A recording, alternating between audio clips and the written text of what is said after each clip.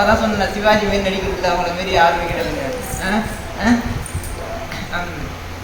ஆனால் உண்மையை சொல்கிறேன், தம்மா சொல்லல. அது வந்து ஒரு நண்பர்கள் ஒரு கண்டென்ட்டுக்காக தான் அவங்க சொல்கிறாங்க. ஆனால் உண்மையிலே வந்து அவர் ராமராஜா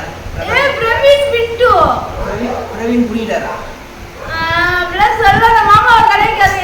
கலாய்க்கிற லூசு உண்மையா வாயில பிரவீன் புரியிட்டாரா?